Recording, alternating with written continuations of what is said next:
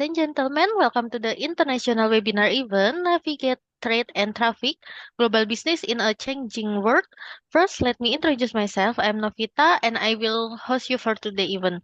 Now, let me welcome our special guest for today. Welcome to the Honorable Dr. Joseph Teguh Santoso, as a Rector of STEKOM University Indonesia, to the Honorable Miss Priyadharshini, as a Junior Security Research from India University, Arunai, to the Honorable Estela Salome Solis Gutierrez, PhD, as a Professor of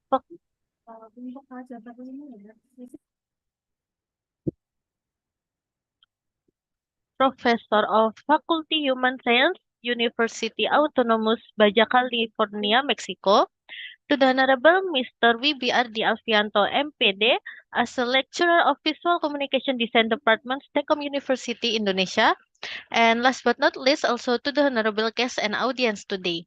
Okay, before we begin, I have a few housekeeping notes here. Today's session is being live streamed on the Universitas Tekom YouTube channel. And for today event, we will start with Indonesian national anthems and continue with the opening speech by Dr. Joseph Teguh Santoso as a regular obstacle to the university. In the next session, we will begin the main event presentation by our special guest for today. Continue with the Q&A session and take a picture for documentation. And last time for closing. First, we will sing our national anthems for the Mr. Abdullah. You can start the session today. Thank you.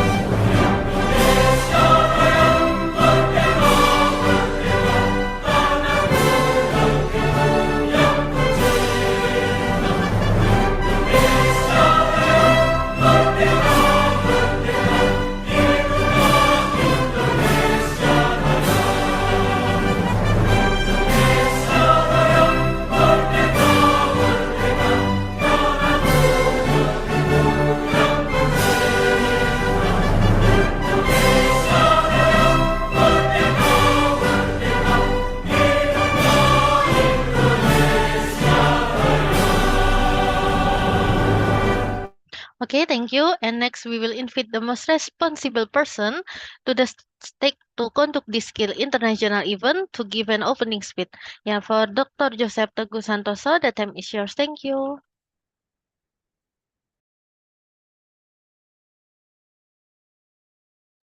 Thank you, Ms. Novita.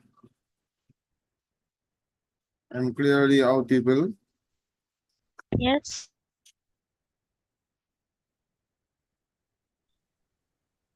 Okay, good afternoon, ladies and gentlemen. And thanks for all speakers and participants for joining us in today in international webinars. And as a rector of STEKOM University, we welcome to the Honorable Miss Priyadharshini as Junior Security Researcher from Malaysia, and Estela Salome Solis Gutierrez, PhD, Professor of Faculty Human Science from Mexico, and Mr. Wibi Alfianto, So lecturer of Communication Visual Design Department, STEKOM Indonesia. It's an honor and a privilege to welcome you all to this significant international webinar with the title Navigating Trade and Tariff Global Business in Changing World. And as we gather today, virtually, we find ourselves as at the crossroads of global economic dynamics that are continuously evolving, reshaping very fabric of international trade and commerce. And as a part of higher education, the Com University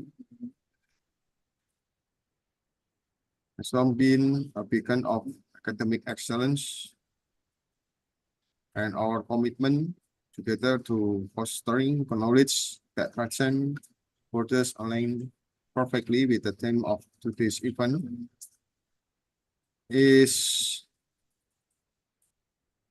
about link to complex trade regulation and fluctuating tariff. And we will discuss how to prepare our ability to navigate this challenge with which one is essential and crucial. And as we know, trade policies and tariffs has always being powerful tools for improve countries' economics and relations between nations. And however, in today's globalized world, where technology accelerates the pace of business and where geopolitical shift can cause significant economic tremors, the stakes have never been higher. We need for our business to understand and adapt to this change has become a matter of strategic importance. And in this international webinar, we will discuss and explore these critical issues. And it is an opportunity for educators, lecturers, students to have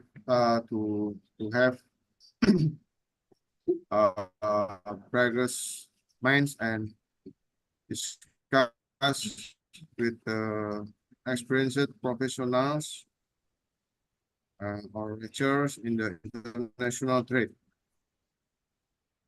And through their insight, we will have better understanding of the global trade environment, identify emerging trends, and anticipate the challenge of opportunities that will come ahead. And I would gratitude and thanks to our speakers who have generously offered their time and expertise to share their knowledge with us. And to other participants from around the world, STEKOM University extend a warm welcome and hope all of your commitment to learning and your desire to discuss with these global economic issues will encourage all of us actively to participate in the discussion and question or share your perspective. And let us approach today's discussion with an open mind and collaborative spirit. And I hope that we, we will not only enhance our individual understanding, but will also contribute to the collective knowledge that drives information and progress in the global business arena. And thanks for all of you for being here. And we will look forward to day with the best discussion and meaningful knowledge exchange. Thank you very much. Okay, thank you. Thank you very much for your conduction, Dr. Joseph. And we will go to the main event. For our audience, if you have any question for the speaker, please add them to the chat or you can raise your hand and we'll be able to answer some of the during the Q&A session after each presenter already presentation. And today's session, each presenter will have about around 30 minutes for the time presentation. Now, please welcome our first presenter from STEKOM University Indonesia and continue to the second speaker, Miss Estela Salome Solis. And the last speaker is Miss Priyadharshini. Yeah, for first speaker, Mr. Wibi, the time is yours. Thank you.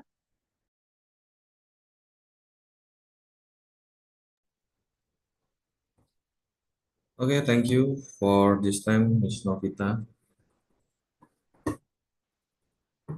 Hello, everyone. Good afternoon.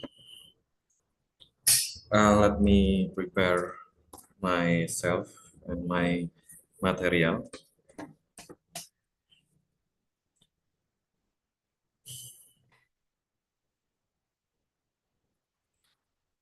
Okay, I want to share my PPT.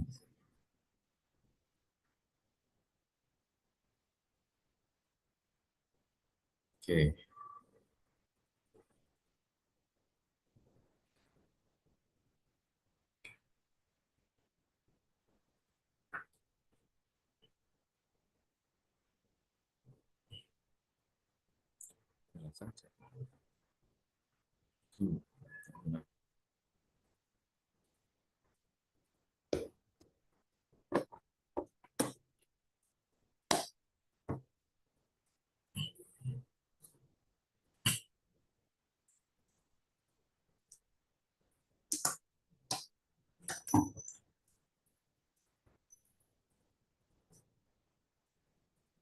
Okay, in this session, I want to share about international business transformation in the era of e-commerce and influencer. First, we want to talk about digital transformation in international business, of course. Second, the impact of commerce and on global trade. And third, leveraging influencer for global business growth.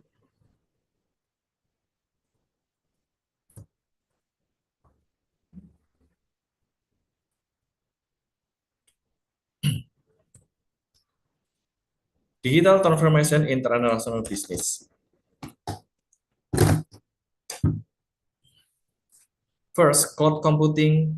The integration of cloud computing has revolutionized global business operation, enhancing collaboration, scalability, and accessibility.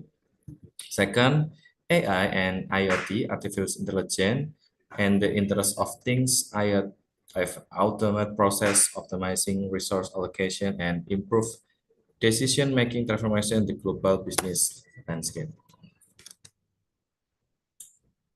The development of information and communication technology has brought the world into a digital era which has significantly changed various aspects of life, including international trade.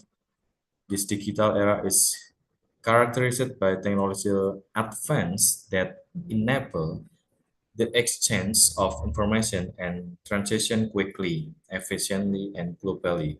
This transformation has had a significant impact on international trade, changing the way business is conducted, expanding markets, and increasing efficiency. Not only that, the digital era also has a big impact on international trade, such as market expansion. The digital era allows international trade actors to reach global markets more easily through online platforms and e-commerce. This opens up opportunity for small and medium businesses to compete globally and increases product accessibility to international markets. Digital technology speed up the process of international trade transaction from contract negotiation to payment. The use of blockchain technology, for example, can increase the security and speed of transaction, as well as reduce the administrative costs associated with international trade. The digital era is driving innovation in international trade products and services. Business actors can develop digital products such as software and digital content, which can be sold, and artificial intelligence (AI) also opens up new opportunities in product and service development. With the internet and mobile technology, accessibility of international trade information has become easier. Business people can quickly get market information, trade regulation, and global consumer trends. This allows business actors to make more informed decisions and be responsive to market changes. Although the digital era brings many benefits, it also raises the new challenge related to data security and privacy. International trade actors need to pay attention to data protection and information security in online transactions to avoid the risks of data leaks and cyber attacks.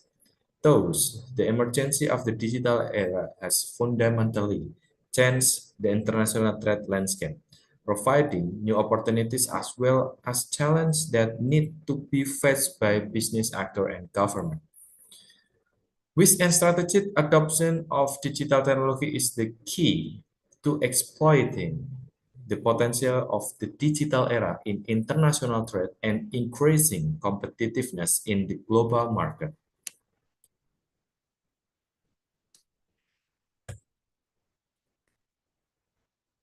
Challenge and opportunity for SEMEs. First, barriers to information.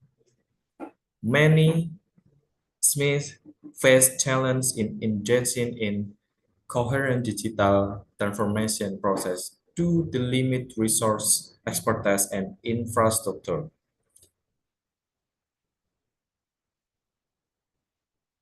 The digital Silk Road was first proposed by President Xi Jinping in 2050 and includes cooperation programs in the fields of technology and communication, including the digital economy, artificial intelligence, nanotechnology, and quantum computing.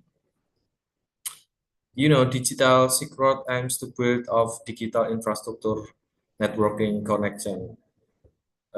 China countries along the ancient trade routes of the Silk Road as well as the rest of the world.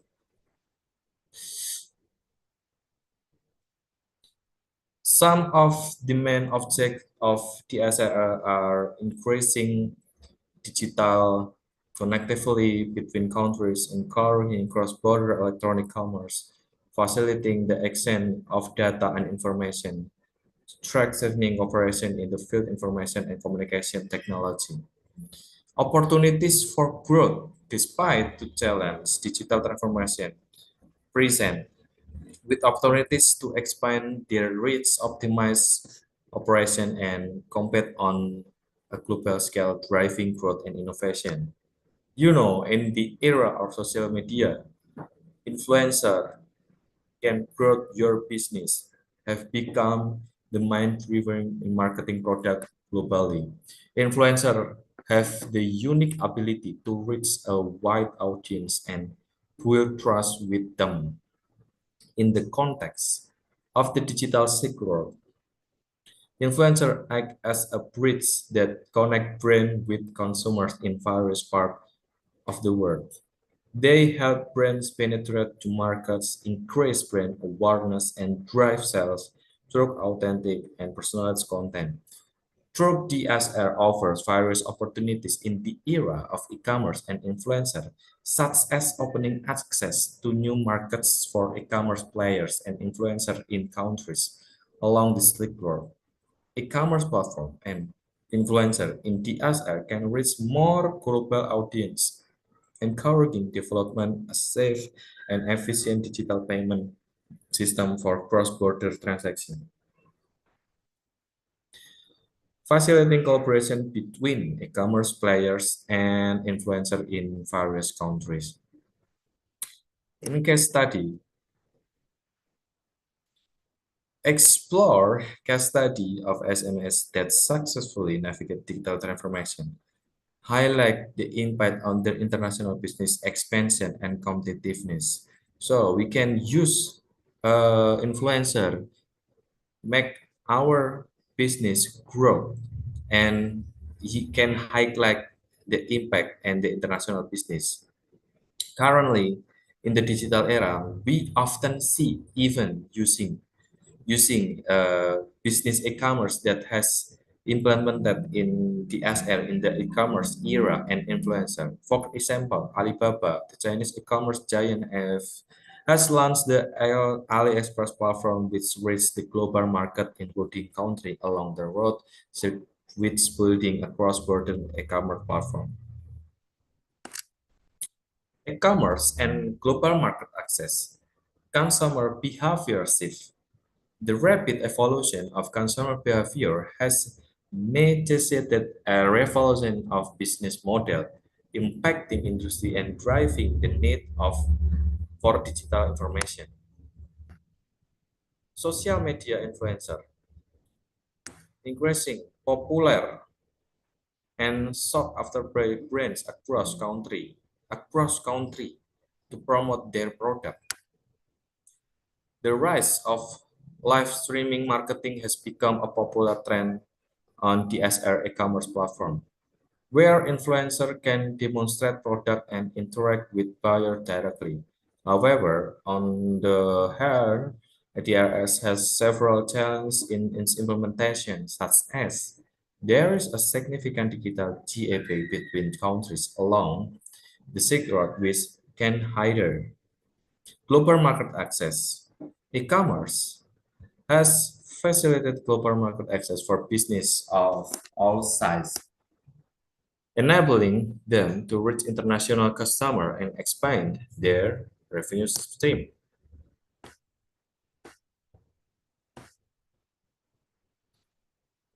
How to implementation DSR, data security, privacy are major concern in the digital era, and DSR need to ensure adequate the protection. Regulator difference on various countries can complicate cross-border electronic commerce and cooperation in ICT sector.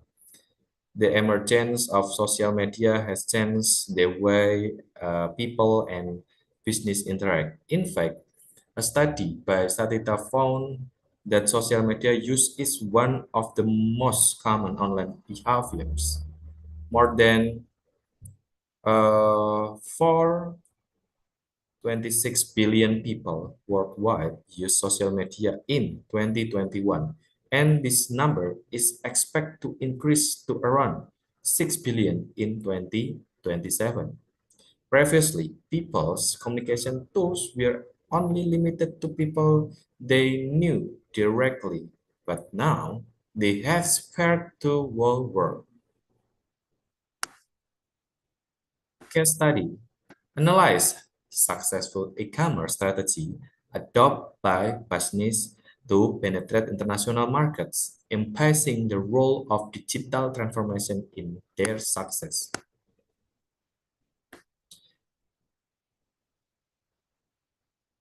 In the business world, social media has changed the way companies do business today.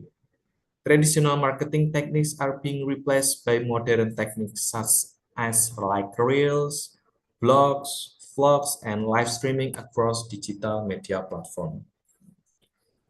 The growth of influencer marketing is due to the ease of use of the internet. In fact, the government digital in India initiative is another factor and has led to increase in social media users, which has opened up avenue for digital marketing. Nowadays, influencers are just social media giant with huge fan base. This provides new opportunities for marketers to find the right influencer and expanding their reach. Digital trends in international marketing. Opportunities challenge. In the age of digital transformation, business face a range of opportunities and challenges when it comes to reaching a global audience and adapting to evolving consumer behaviors. Strategy for success. Explore effective digital marketing strategies for international business expansion, including leveraging social media, influencer marketing, and personalized customer experience. Case study. Showcase example of business that effectively utilize digital marketing to drive international growth, emphasizing the impact of influencer collaborating and their success. So, how influencer marketing work is a new era. Influencer marketing is new era of marketing that has clearly changed the way people thinking about modern marketing. Not only have consumers need evolved significant, but so have people's habit when consuming content. According to research from McKinsey and Co. said, act between 16 and 26 now account for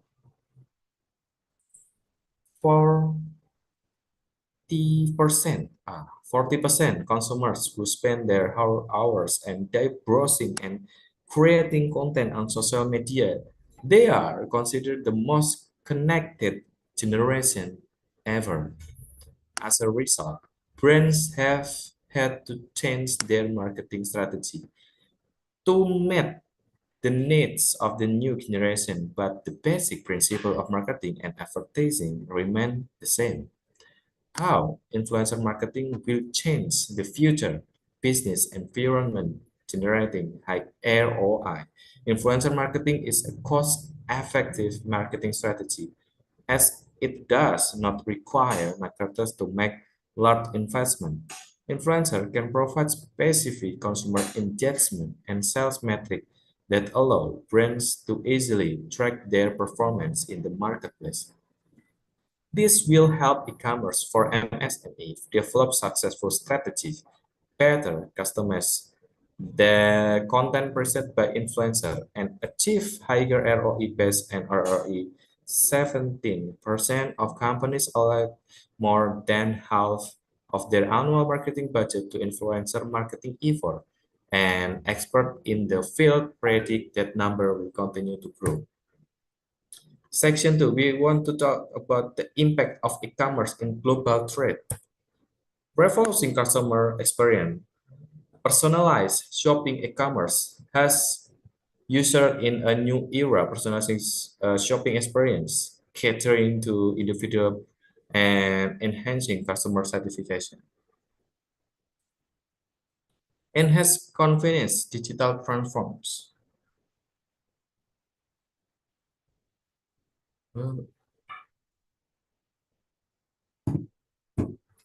Look, digital transform in e-commerce provide faster checkout time, safer transaction, and seamless browsing experience, transforming the future of retail. Global Reach explore how e-commerce enable business to transcend geographical boundaries, tapping into international marketers. E-commerce in the e-commerce era, opening the gates of global trade. E-commerce. We need know how become a corner to digital transformations a modern business for your business. The development in information technology and the internet has brought major change to the way we shop, do business, and manage finance.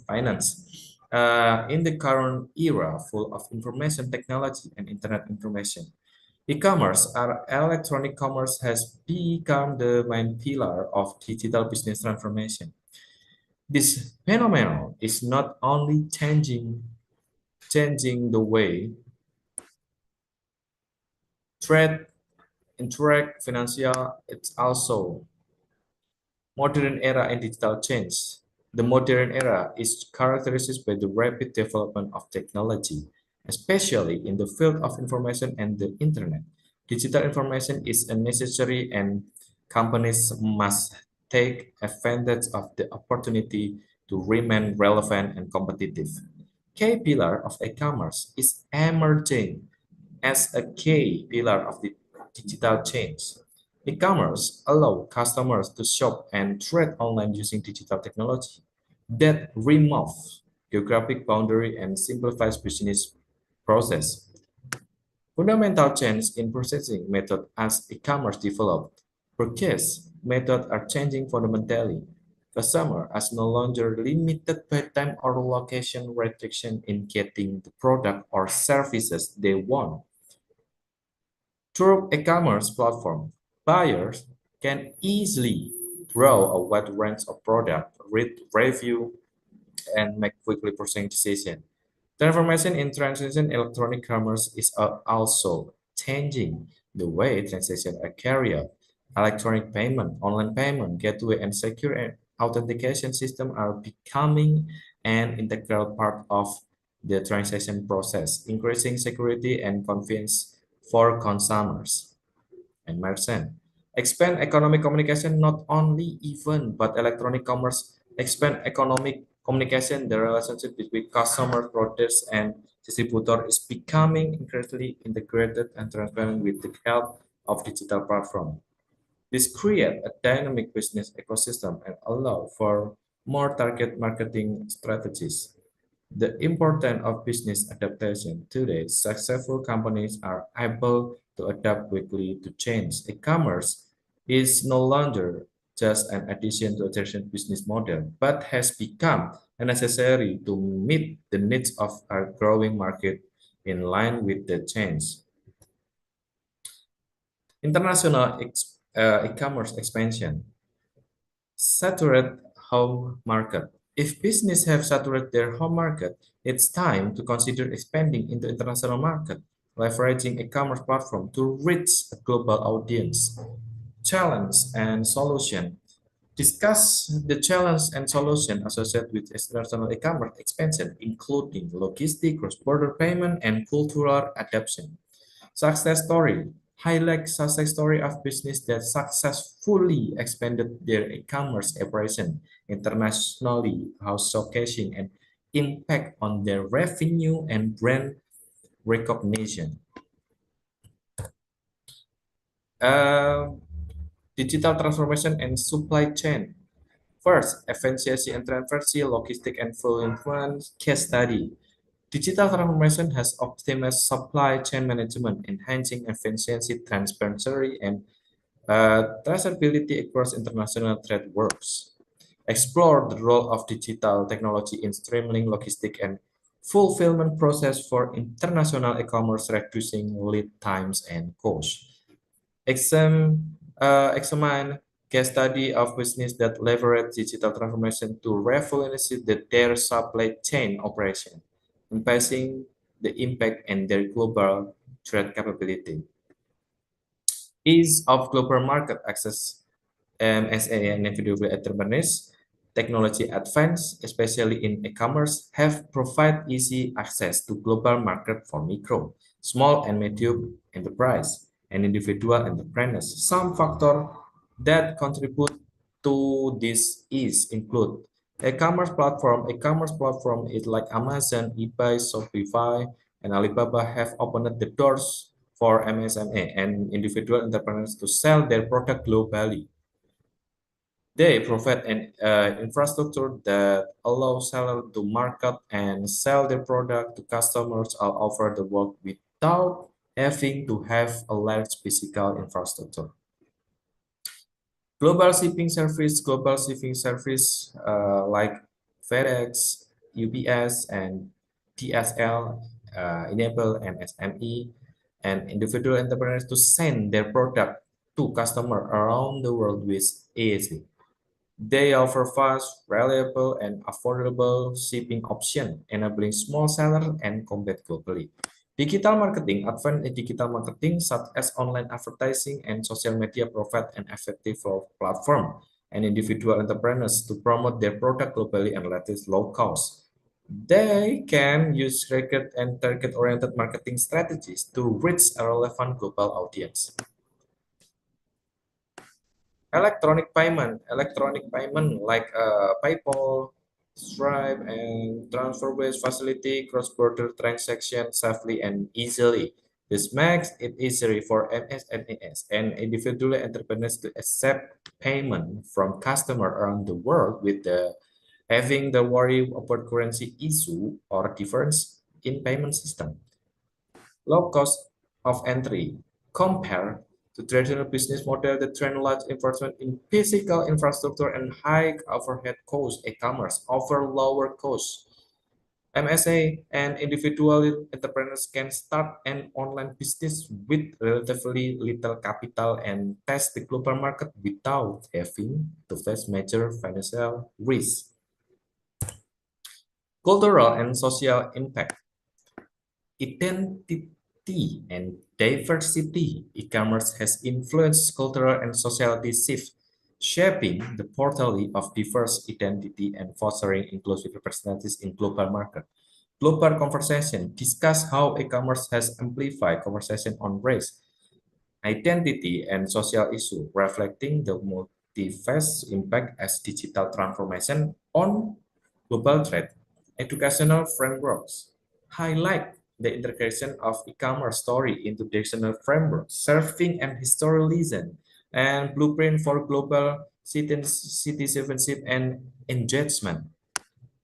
The emergence of new business models such as like dropshipping, marketplace, and social e-commerce. Business model in e-commerce refer to the strategies and approach used by companies to generate revenue and achieve success in electronic commerce environment. There are various business model e-commerce that have evolved over time. Some of the main business model in e-commerce: direct delivery, a marketplace, online market, social trading. In section 3, we talk about leveraging influencer for global business growth. The power of digital influencer.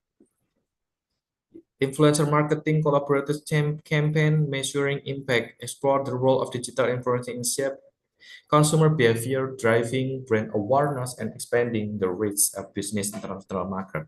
Showcase successfully cooperating campaign between business and influencer highlight the impact on brand visibility and customer engagement. Discuss strategies for measuring the impact of influencer collaboration and global business growth, including metric for reach, engagement, and conversation. So, what cross-border e-commerce? Challenge and solution.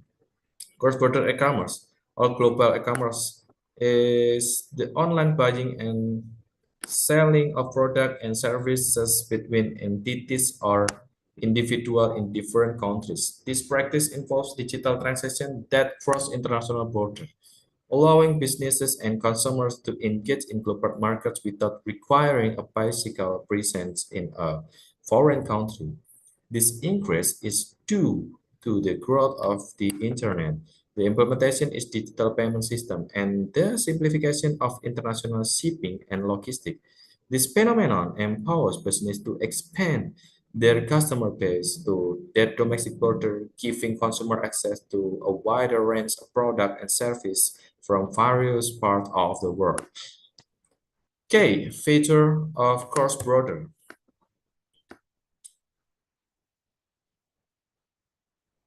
Global access business can reach a worldwide customer base, expanding market potential and revenue.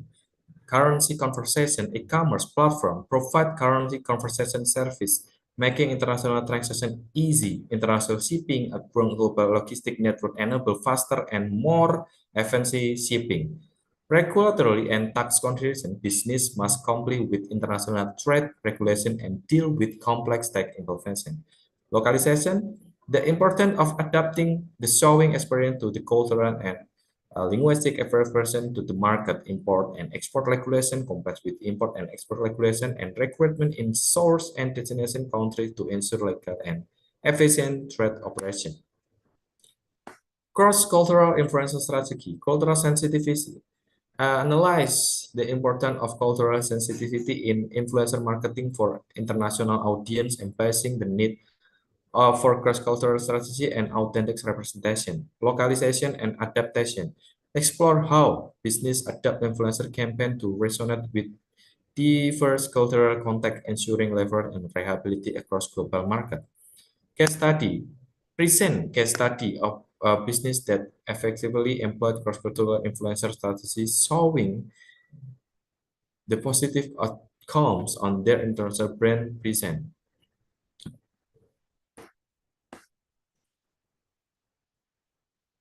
Language and cultural barriers. Language gaps and cultural difference afford customer experience. The solution include multilingual customer support, translating product description and market research to understand local preference. Return and refund returning could involve complex procedures and varies by country. The solution is to clearly communication to customer about return policy, establish return center in key market, and use technology solution to simplify the process. Tariff and trade barriers, tariff and trade tension can increase import costs and disrupt supply chain. The solution include regional diversification, continued market analysis, and trade policy monitoring. Currency fluctuation, change in exchange rate can affect price and profitability. The solution is to implement currency risk management strategies such as hedging. Competitive challenge and market saturation. Intense global competition and market saturation make it difficult to stand out in the international market. The solution is to focus on differentiation in depth market research and niche market targeting.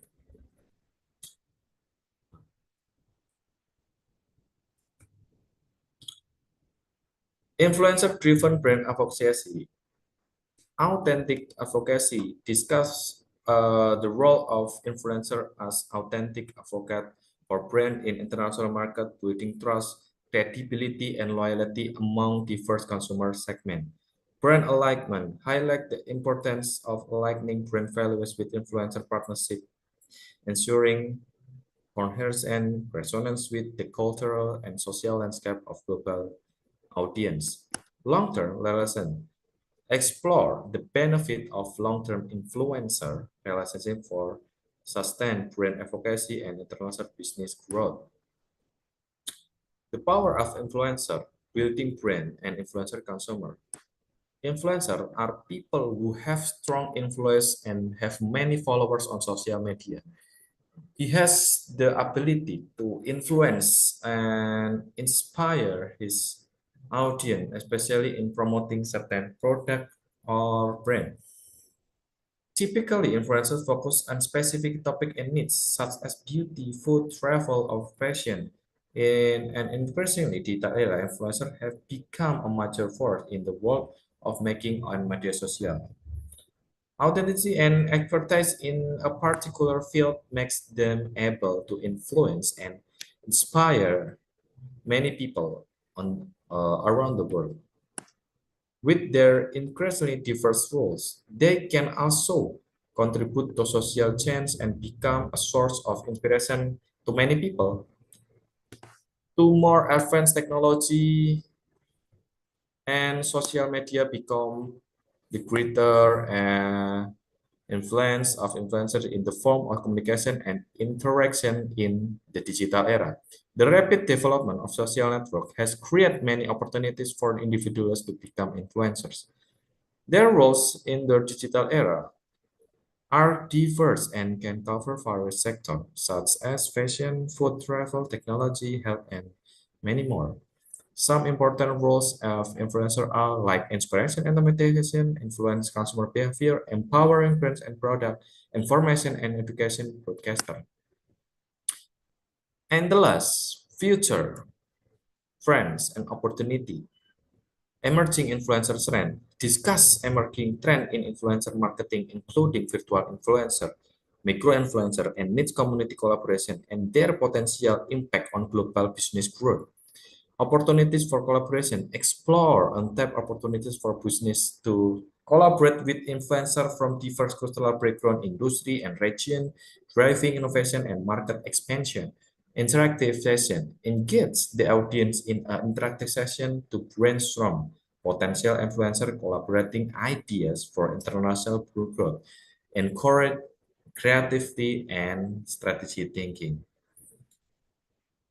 Okay, thank you. This is the last for my material. I give back to Miss Novita. Thank you. Thank you very much.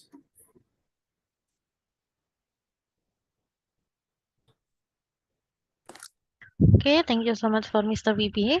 And we have question from participant in the YouTube. Yeah, for first question, how can one effectively identify and select the most suitable influence for a brand or campaign? And the second, what strategy can be employed to optimize the effective of influence collaboration? Thank you. Okay, thank you for the question. It's a good question. How to find the right influencer? I can give you five right. You can choose right influencer. First, determine your brand value and positioning. Second, pay attention to the influencer follower segment. Third, evaluate the quality of the influencer content. Fourth, ensure clear partnership and marketing goals. And five, review performance metric and previous campaign result. And second question, how to optimize your influencer collaborating strategy? So here's one step to optimize your influencer collaborating strategy. So with this step, you can be more precise in choosing influencer who can support your brand and product marketing strategy. First, identify relevant influencer. Second, set goals and key performance indicator, the KPI. Form a mutually beneficial partnership. Four, create interesting content. And the last, monitor and evaluate. In a corp digital world, collaborating with influencer can be an effective strategy to expand the risk and impact of your website by identify the right influencer, setting clear goal, and producing quality content. You can leverage their influence to achieve better result. Thank you.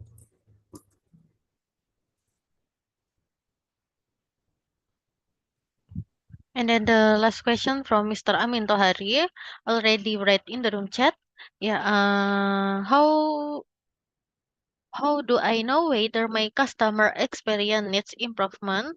And then how much do my actual product and service factor into customer experience? That's all, and thank you.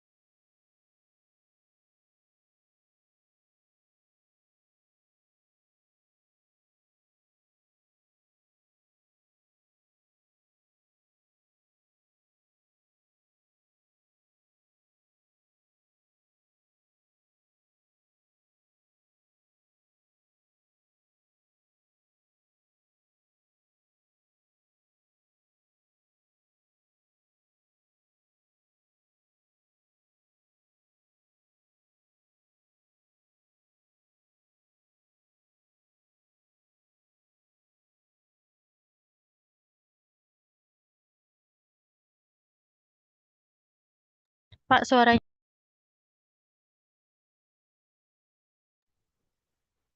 Okay, how you know whether my customer experience need improvement, and then how much do my actually product and service factor into customer experience? Okay.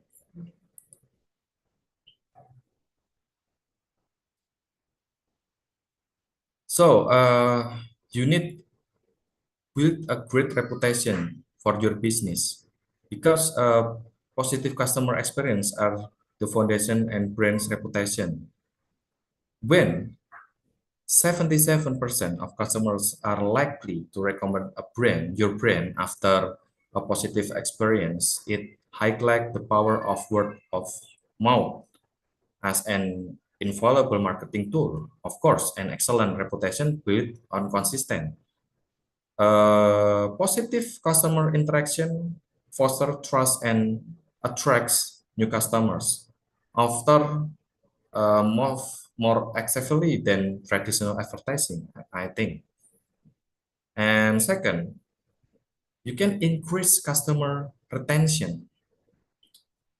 Providing stellar customer support is proven strategy for retaining customer.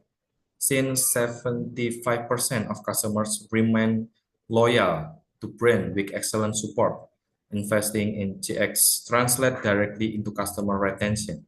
Retained customer often become brand advocate, further strengthening the brand's market presence. And the last for me, increase income.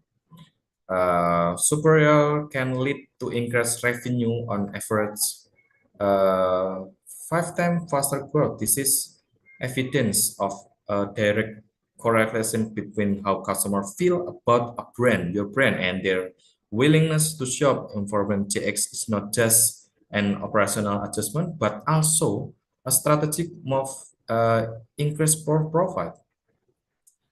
So you need to highlight your product with retention consumer, and I think you can use influencer to promote your product. Thank you. Yeah, thank you so much for Mr. Wibi. And then we go to the second speaker, Miss Estela Salome Solis, Gutierrez, PhD, from University Autonomous Baja California. Yeah, for Miss Estela, the time is yours. Thank you.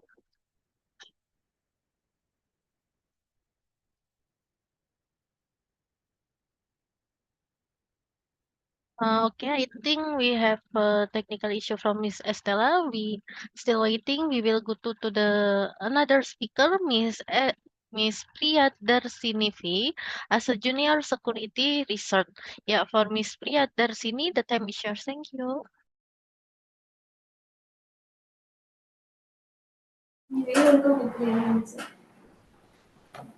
Thank you, Novita.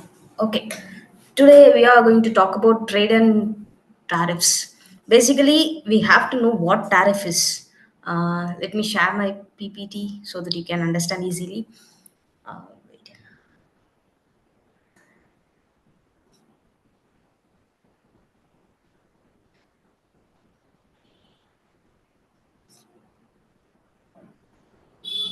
Hope you guys, hope you guys see my screen.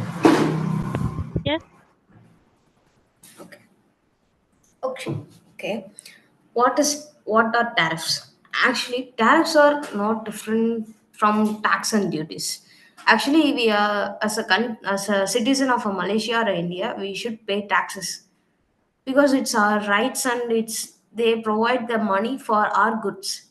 Likewise, on the importing and exporting, we provide tariffs. In tariffs, we get the money from a we give money to the government on imported goods.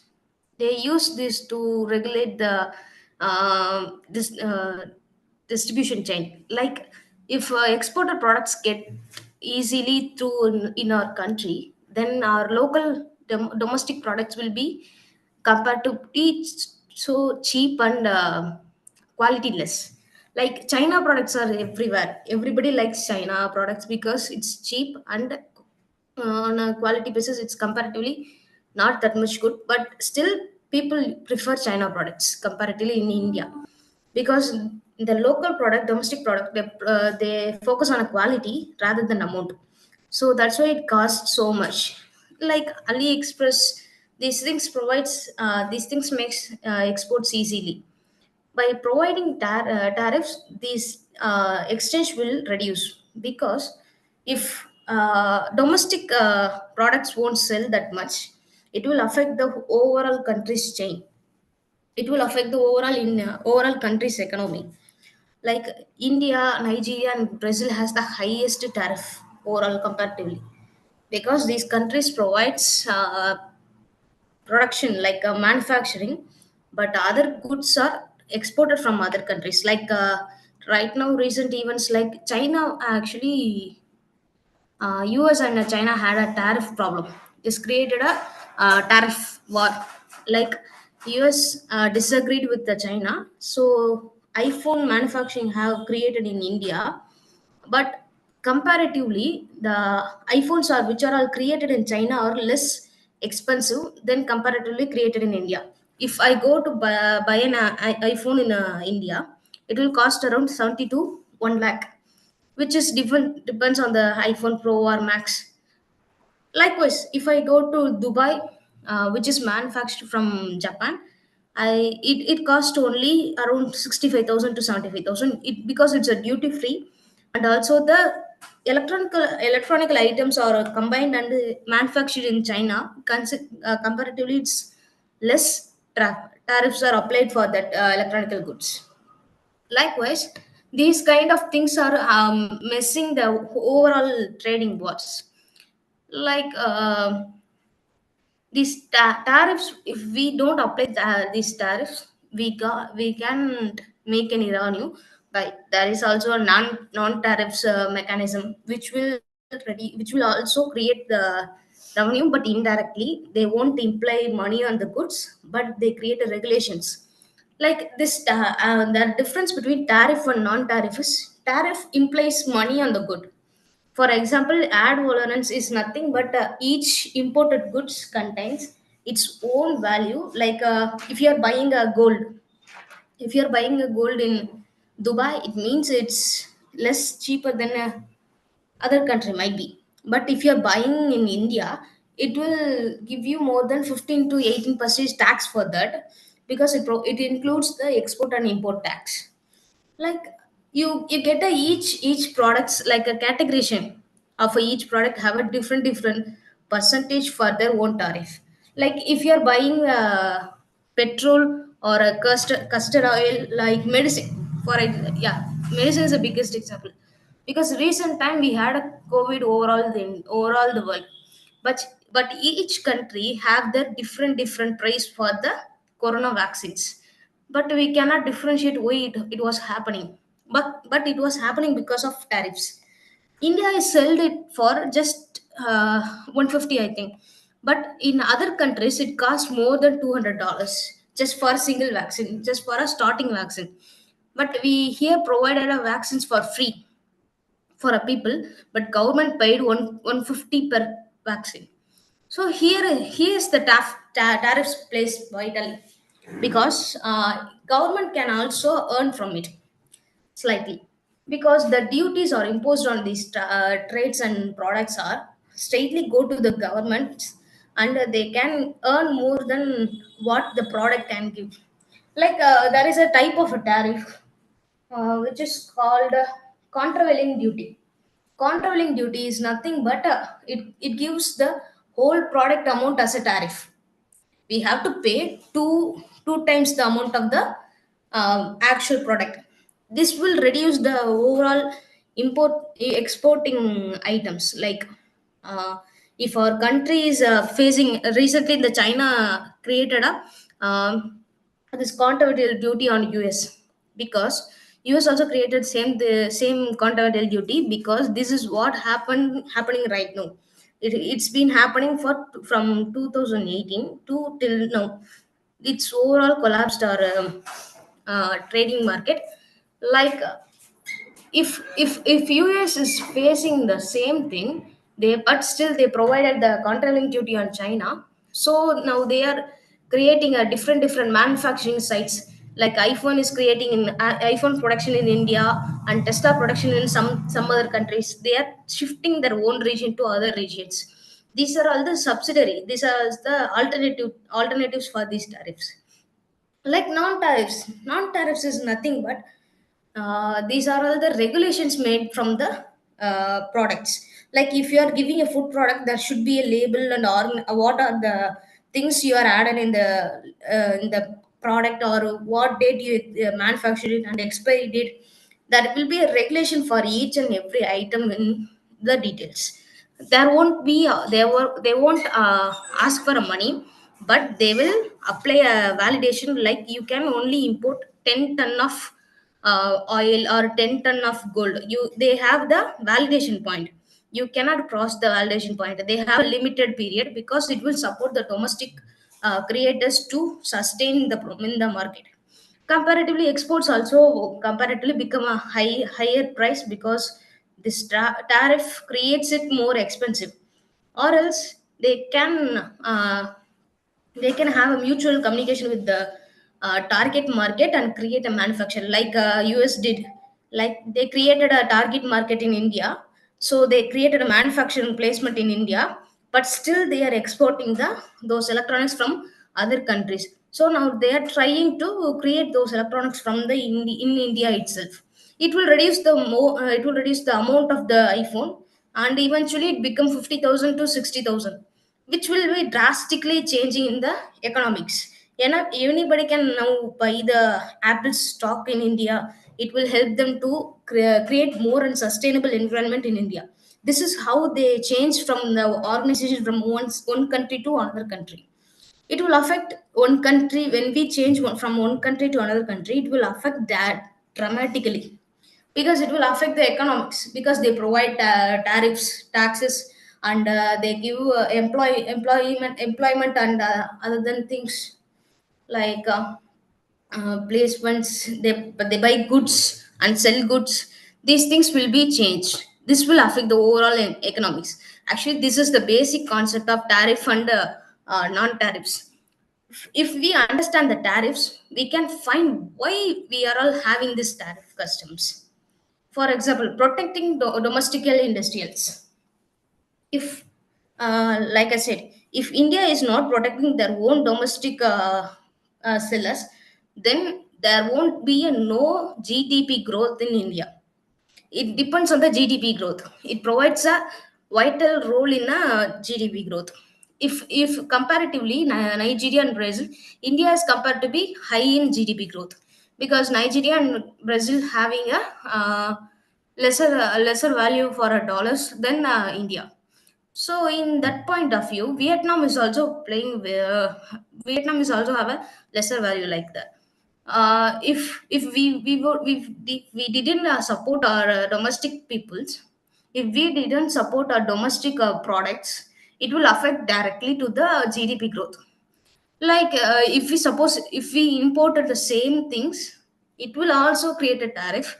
There we have a loss and we have to overcome it.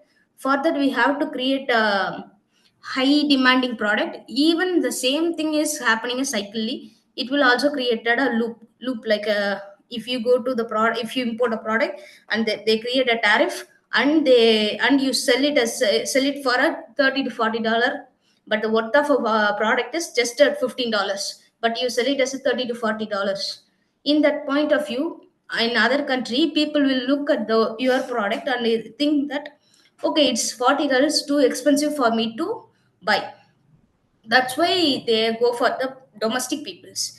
In this type, we need to have imports and exports also, but the support we are giving to the export is lesser than import, because exporting gives more revenue than import.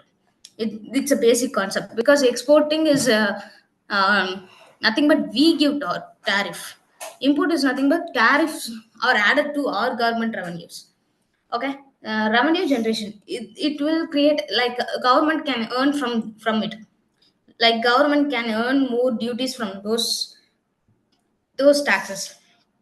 And political reasons, like each different politicians have their own perspective about their custodies, because each politicians have their own rules and policies. Like if you don't want to create a electronical waste, or if you don't want to create a electronical vehicles in India because it create more water wastage, or cool drinks like Coca-Cola, they also create a more water wastage. But they also support agriculture based exports, because it provides some more valuable products than those things electronicals and cool drinks give. Like, it depends on the political reasons, it depends on the political person who is in the charge to rule over the country. Okay. Then correct trade imbalance, it's happening right now in this time. It's happening right now because of the US and China war. Comparatively, US and China are the dramatic trading countries comparatively. Like, most of the softwares or whatever products we buy, one it's from China or it's from US, because they have the most manufacturing place they created, because they have their own manufacturing plots, and they can sell it as much they want.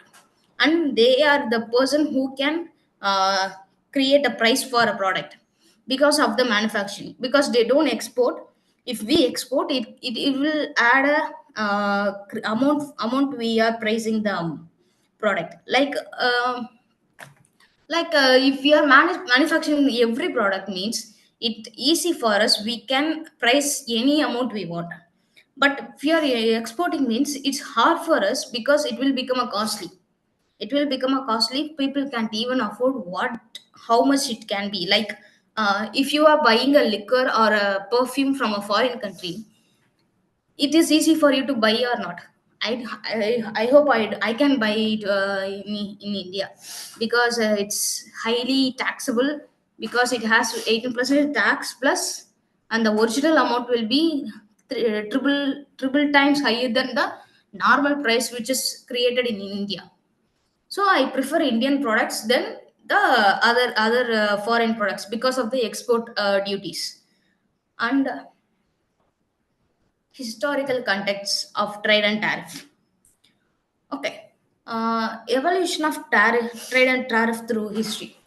Basically, for example, if we are exchanging a product from one country to another country, before we are creating a money, gold, everything is like if I give a product to you, you give a product by itself, like equal amount of product. If I give you milk, you give me meat. If I give you rice, you give me vegetables. It's like this is how the trade was happened in the history. After that, the gold entered its place. We sell it for a gold, or we sell it for a cow, or we sell it for a property. Then the at some period, it came as a money. Every coin and money has its own resource bank ID, which gives, I promise this 20 rupees will be paid as a, it's for goods. This is how RBI government says.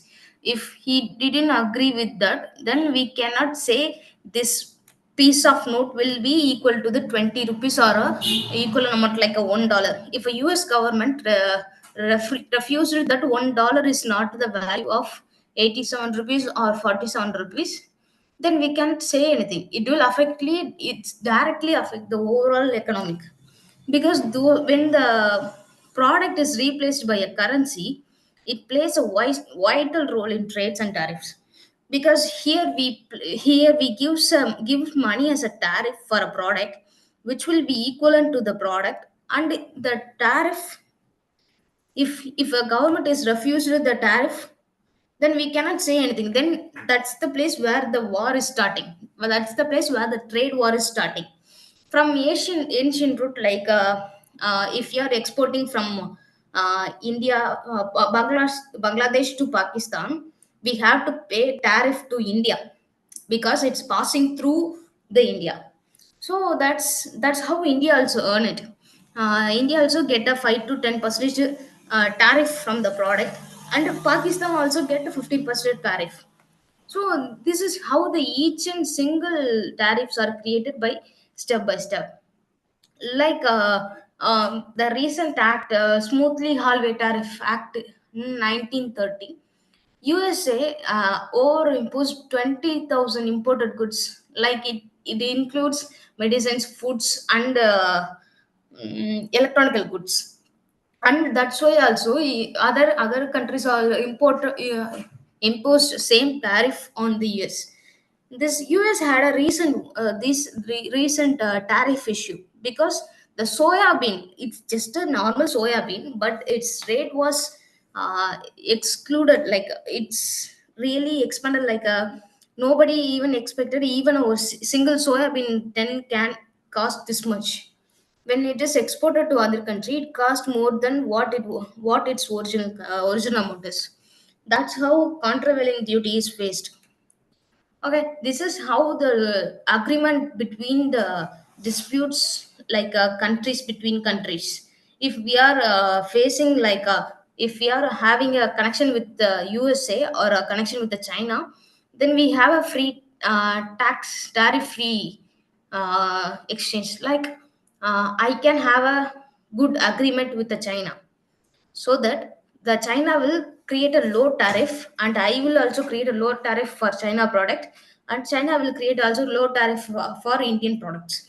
In this point, we have a mutual consent, but in the same time, we create a non-tariff model. We will impact a non-tariff model because domestic people also don't want to affect in this. If we created a less tariff, then domestic people automatically get affected. So in this point of view, we get to know the non-tarific method. In non-tariff method, there will be an implication of a number of items to be delivered, number of quantities and qualities to be delivered, and the quality of each product should be in the uh, labels, like QR code bar and quantity name, and products that are added in the products, where they buy it and where they selling it. Those details are should be printed in the same product, because these are all the things which will limit the exporting method. It will automatically help their own government to reduce the exporting and help the domestic people. But here we don't fight with each other country, but having a mutual concern, but still having the domestic supporters. And modern trade agreement, WTO, World Trade Organization. First of all, we have each thing have their own organization, like WHO. Now we have a WTO. It's for a trade organization. They created the trade barriers among the, like each country supports different country. Right now, India supports Russia and China and US, because the conflict between India Japan border, so that Japanese are opposing every countries. Like other than these things, this World Trade Organization contribute to the barriers fight, because the tariffs were increased, then the product quality and the products selling amount will be decreased. It will greatly affect the markets. It will greatly affect the international market. Then the share market will be go down for the international market. That's how the China and US war was started. And NFTA or USMCA, these are all the organization. This is the trade agreement between, yeah, like I said before, if I have a good relationship with China and with India, I can have a low tariff, I can have a non-tariff method for help to reduce the context, or track tariff free trade. Like this NAFTA is a agreement, the trade agreement between USA, Canada and Mexico, which will help those countries to trade in North America with a low tariff or with zero tariff. Like European countries also have their own, like EU, European Union, a political and economical union of European countries. to for the same non-tariff model. Like if we are having a tariff and non-tariff model context, they also provide the same thing. Sorry, right.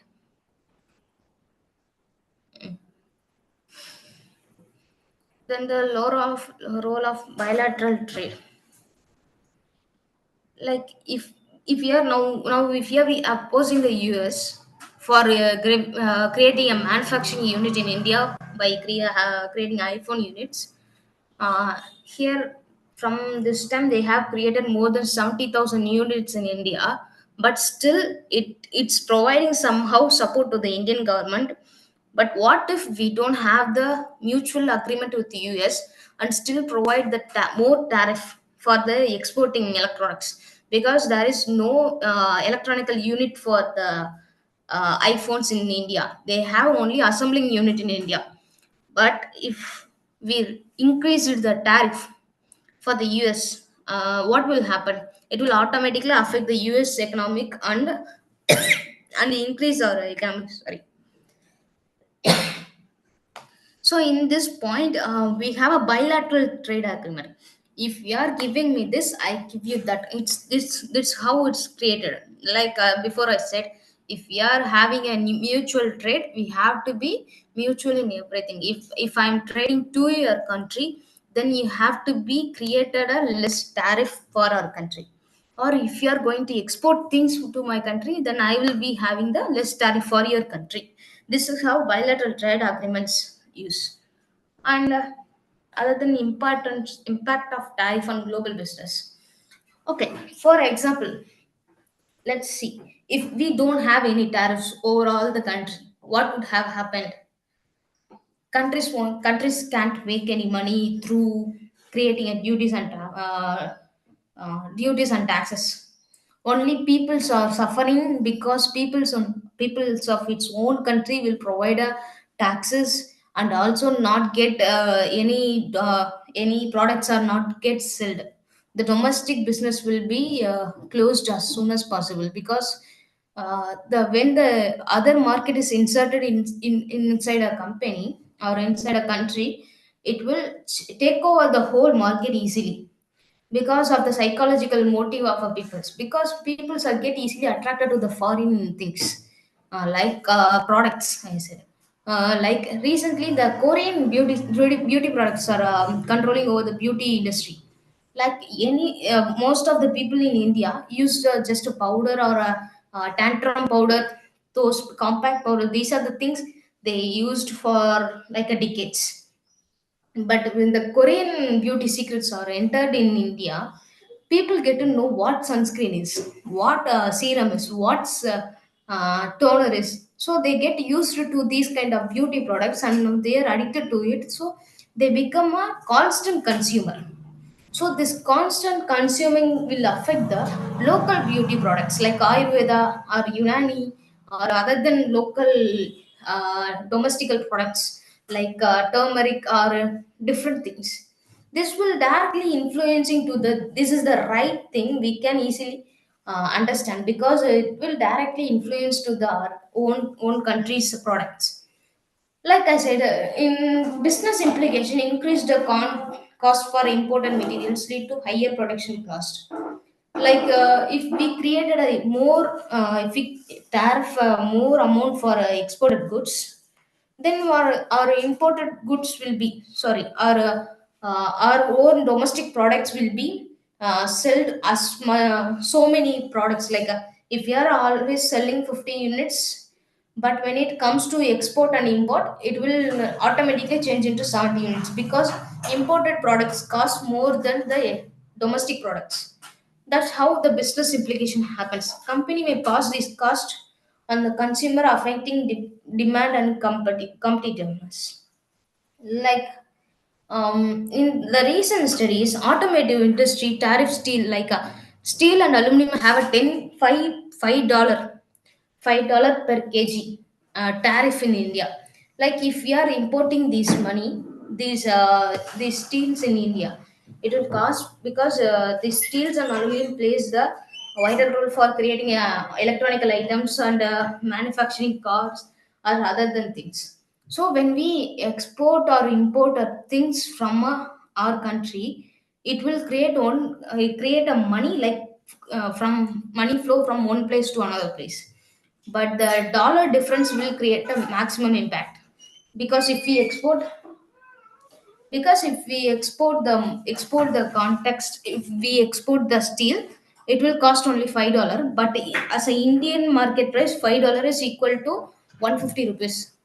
But if we import the same thing from Singapore or Malaysia, the steel cost of $5, but on the Malaysian price for the $5 is comparatively in India is 125, or I think approximately 210. Yeah, 210 rupees will be charged.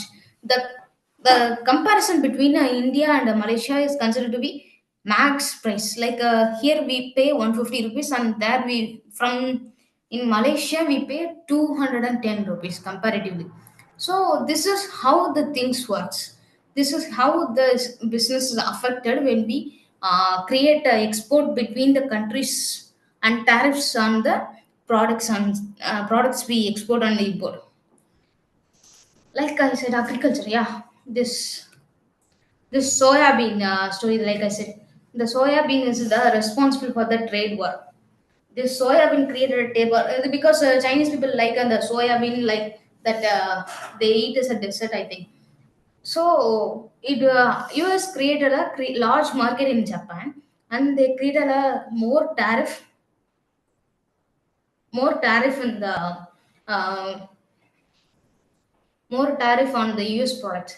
So they declined to, so the farmer directly affected, and US government's also taken action for it by creating a convalent duty tax imposed on the China. This is how the war was started. And short term, long term effect.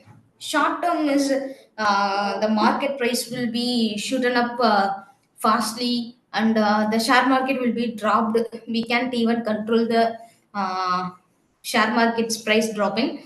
And long term potential is main long term is mainly considered as inflammation and deflammation in the economics. Inflammation and deflammation, it's overall affect every each other countries which are all having a mutual concern with the country. Like if India is having a mutual concern with the Brazil, yeah, US, Canada, and each other countries, Russia, like if we are imposing a high percentage tariff, and other countries also creating a high percentage tariff on India, then we will get to the lowest GDP in overall country. It will potentially create a deflation in India. So, which are all other countries which are all invested in India will also automatically get deflated because of this economical situation. So that other countries are also automatically facing the same deflation through because of this global transportation. So this is how short-term and long-term effects affects the tariff on global impact issue. And the trade war, like I said, the China and versus US, they having this trade war for like more than 5 to 6 years, because it started in 2018, but still it's going on. It affecting the overall every other countries, like who are all connected with the country.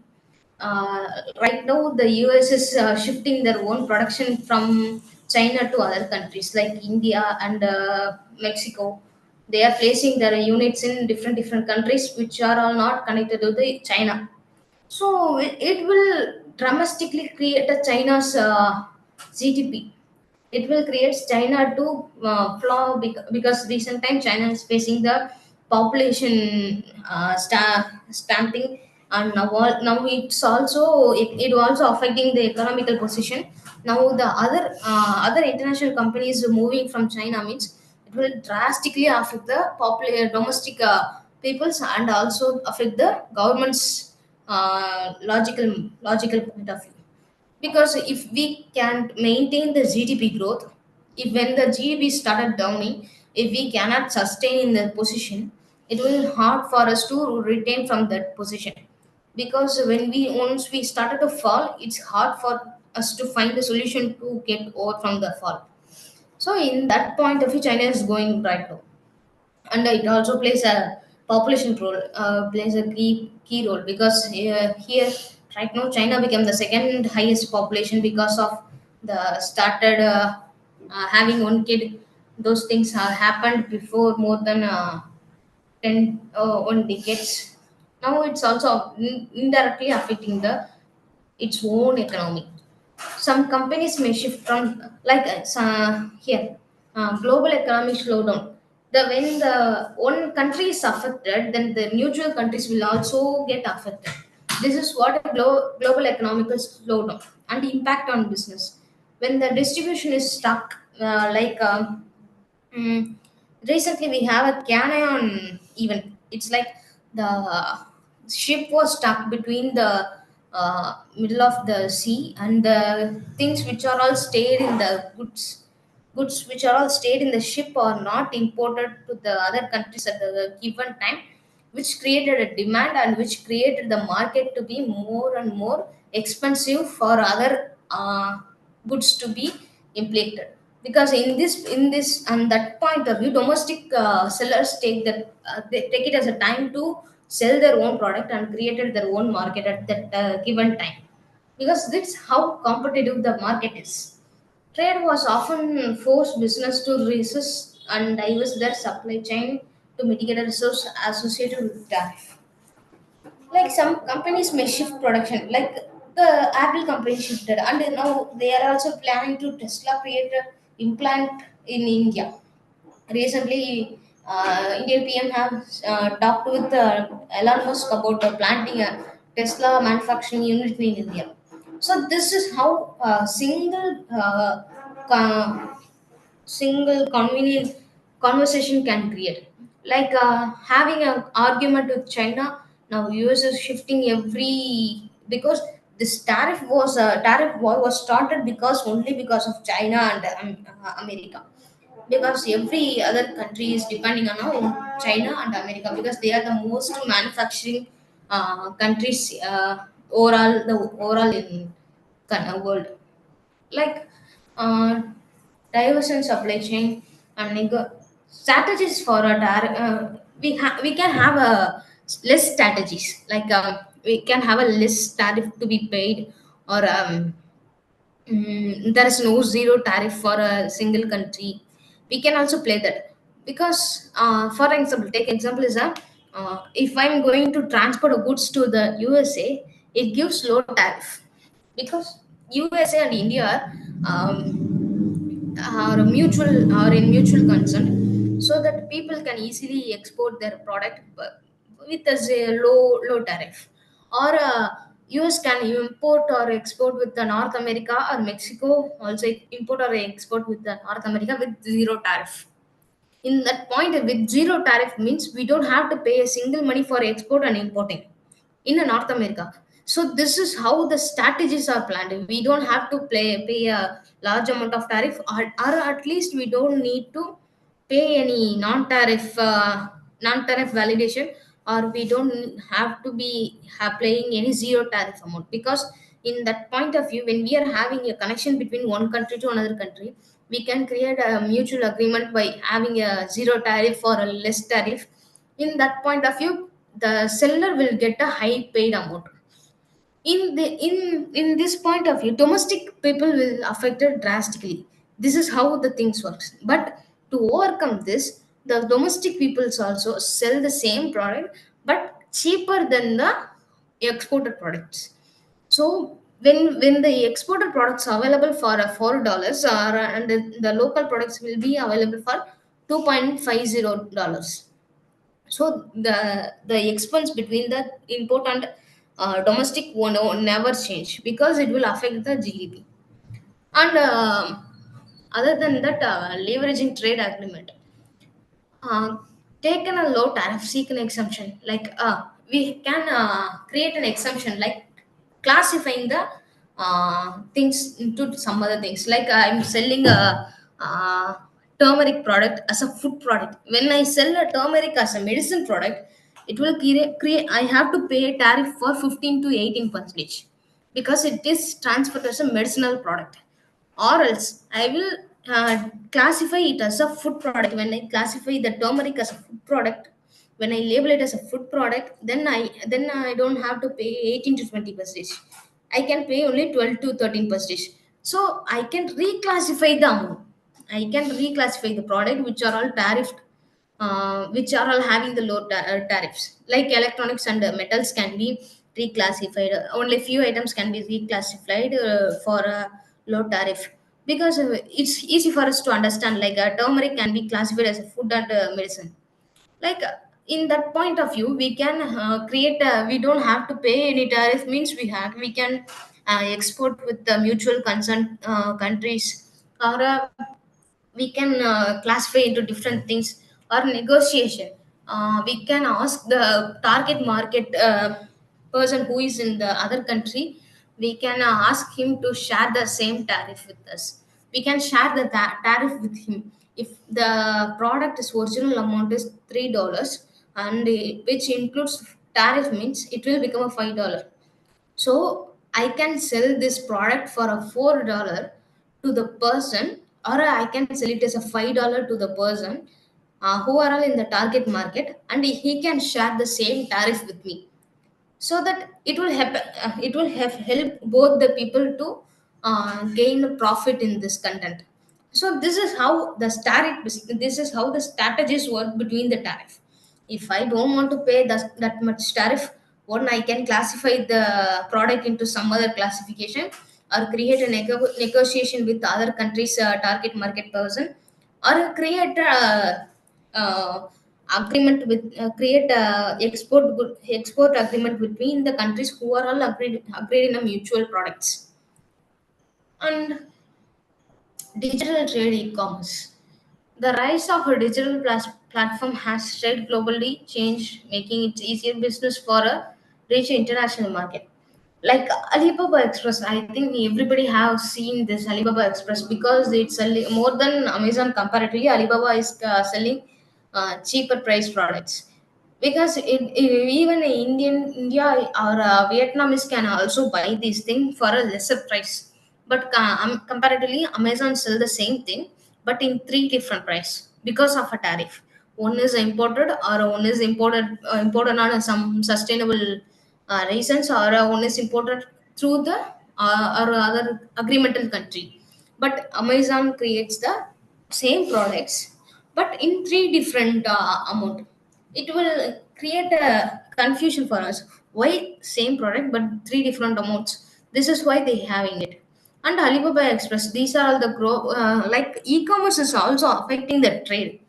Like it's play a vital role. Before that, before e-commerce, we only have a physical conversation, and physically we trade those things. But when it is comes to e-commerce, anybody can buy anything from any place. So who are all quoting a lowest price, people buy it. So in this point, anybody can create a low quotation for the product from other country, from other side, and from our own country. People is it's hard for the domestic persons to sustain in these kind of markets. And the innovation in trade finance and technology driven supply chain management, these are all nothing but the e-commerce things which are all effectively affecting the domestic trades. Like if we are avoiding the domestic products, then we are starting buying the other products, means then it's hard for us to uh, sustain in the given place, because it will create the GDP powerless, and it will also create domestic products to be wasted more than the imported products. And imported products can be easily buy-in when the customer duty peoples, or seized the few products which are all in non-tariff method, means they have to only sell 10% or 15 ton of metals. But when they get 40 to 50 tons, then balance 35 tons will be wasted. The custom people will be seized the 35% percentage, and they sell it to the local peoples for a 50 percentage of amount. Like the exported good is selling for a 50,000 rupees means it will be if a customer custom seized goods will be sold as a only for 20 to 25,000. So this is how also a country's non-tariff method also work. If we didn't read the forms correctly, it will affect the products directly. And innovation in trade finance. Fintech solution have made trade finance more accessible and efficient. Like if we are having a different sites for trading, then it's hard for us to understand how this domestic can sustain in these type of transactions. Like if we can't find any domestic goods, if I'm going to buy anything in domestic, it's hard for me to go roam over there and there to find the cheapest thing or qualityest thing. But when it is comes to e-commerce, I can easily find through my mobile, right? It will directly affect the domestical products. Only if the domestical people comes to the e-commerce, it will equivalently sustain in the market. If the domestic people can't sustain in the e-commerce, it's hard for the domestic people, and the GDP won't grow anymore. And understanding government policies and regulations, like okay, government trade policies, like each country have their own quotations or own import good restriction.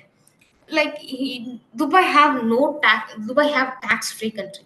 Dubai is a tax free country, but India is having a high tariff. But on the same time, Antarctica having a low tariff. Sorry, Australia. So in this point of view, each government have their own policies for the traders to understand, and how can they trade their product in their country. And regulations affect the business illusion, like navigate complex regulatory environment when operating system internationally considering of factors such as. Okay, it's now it's if we are navigating one product from another business. If we are creating I right now I created a motherboard. Now I have to create a market for this.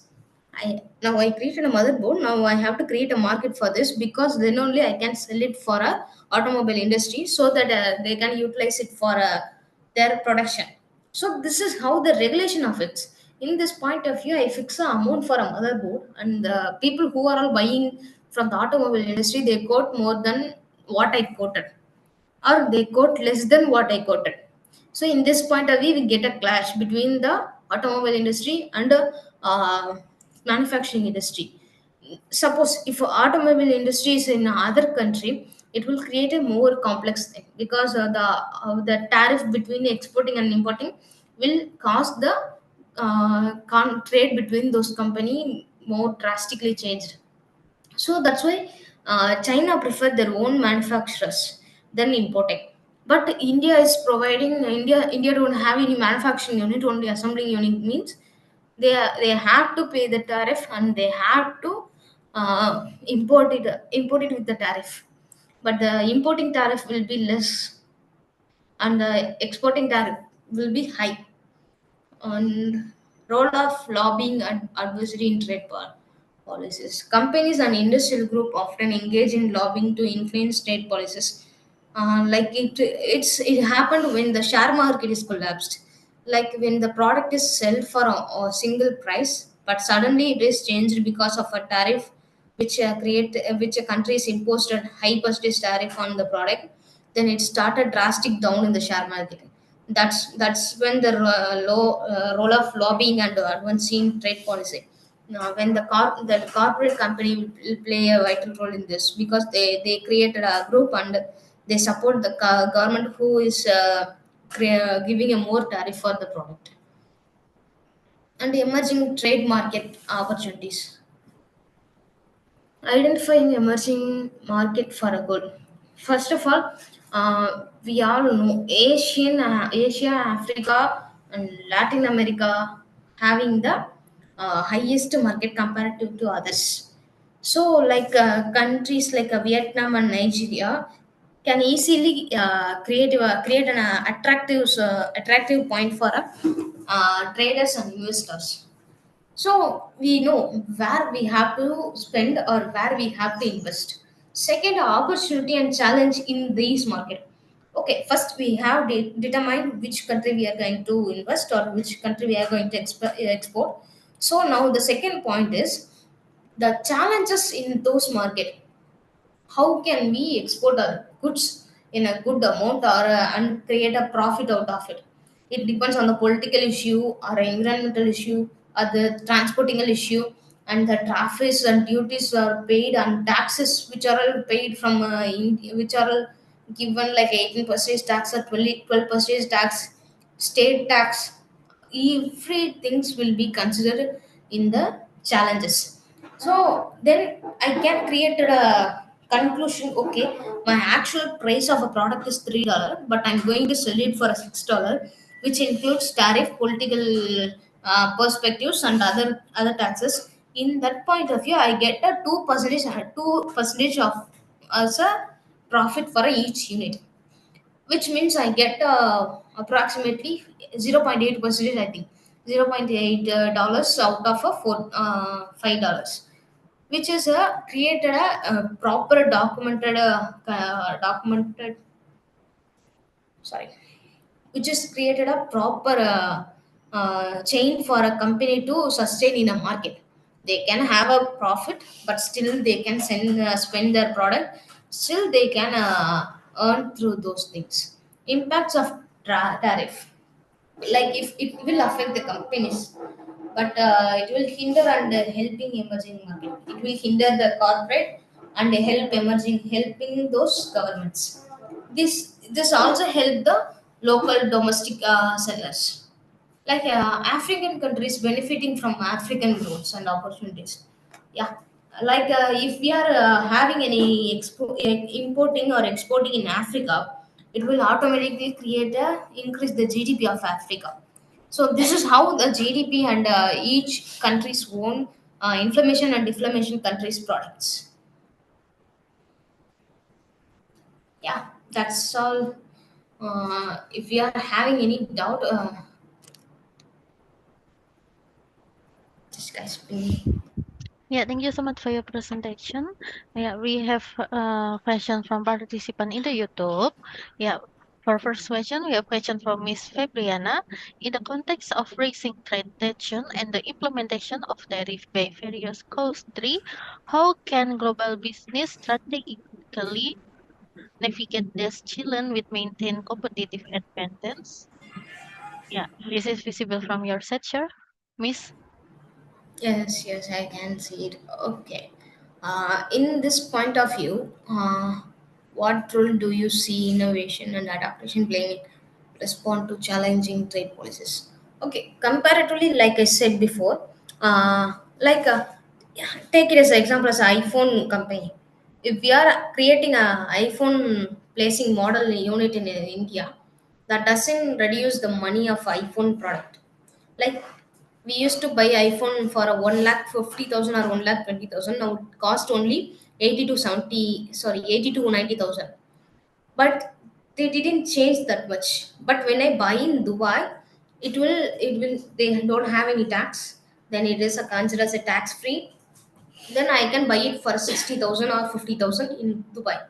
So in this point, they created a market in Dubai. People are ready to spend that money because it's only the flight when we consume those overall money, like calculate the aeroplane charge and staying charge. Even this overall charge with the iPhone money can't even come close to the iPhone rate which is in India. So I can go to Dubai and enjoy the view, and still I come to in India and buy the iPhone with the same amount which I can buy in India. Like I can have it for a 60,000 balance 30,000. I can book a ticket, book a hotel, have a lunch, and have a dinner in at that place. Have a visa, everything with the 30,000. So in this point of view, the manufacturers plays a vital role. So when we having a manufacturing unit in its own country, it's easily for us to create a market very cheap, and the domestic persons easily sustain the market. This is how creating a manufacturing unit in the own country is the best solution for creating a domestical restriction, I think. That from me. Sorry, customer.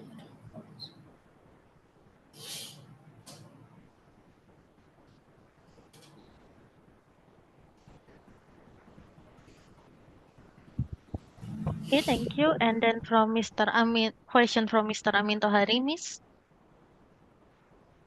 Yeah. Okay. In India, people are like typical minded. Before investing anything, we have to understand where we are exporting and its own environment and who are our targets.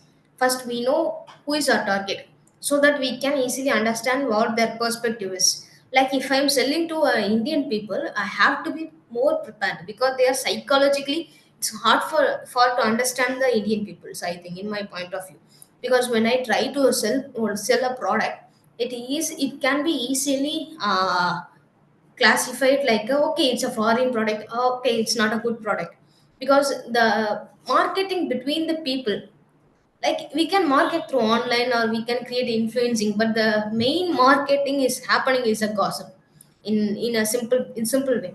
And if we are having a trust in a company, first we have to create a trust, because inside the peoples, like I think everybody know Tata and Reliance. The difference between Tata and Reliance is having a high budget, but still they are creating more profit than Tata. But Tata's motive is creating a trust between the peoples. That when they create the trust between the peoples, it's easy for them to create a market for their own. In that point of view, it's easily for the other competitors can't even come close to the data.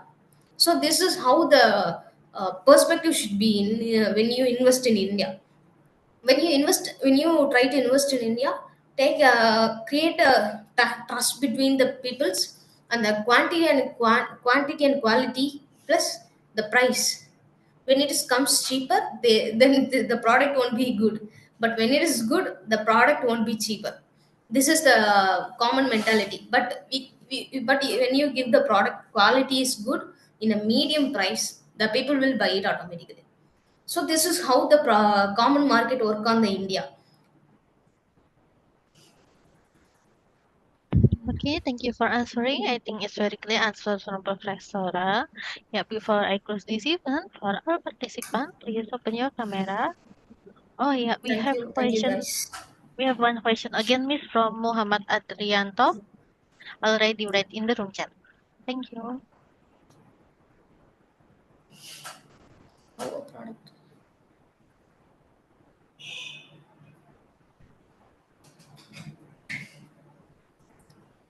Like if you're selling a product which is if you are from Malaysia, then you have to sell a product which is friendly with the Malaysian country. Like Malaysia is having a good mutual communication with other country, means they can sell it for a lowest price. In that benchmark, you have to create your own benchmark. Like your tariff includes plus GST, and other than that, you have to create the your own product. If you are manufacturing it, it's easy for you to quote a money.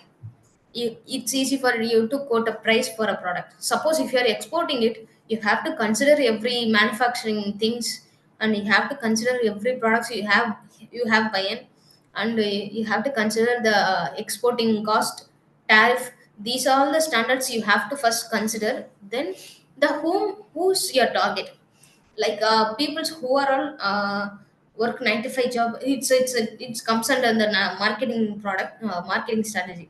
If you are targeting 9 to 5 working people, or a middle class people, or low class people, or high class people, or whom do you target? It depends on the whom do you target, or who's your customer, because that's how you create your benchmark, and that's how you can sustain. Because when you create your own exceptional consent between the target and yourself, it's easy for you to have a market in that place. Like I said, trust in Indian point of view, trust is the basic thing everybody should have.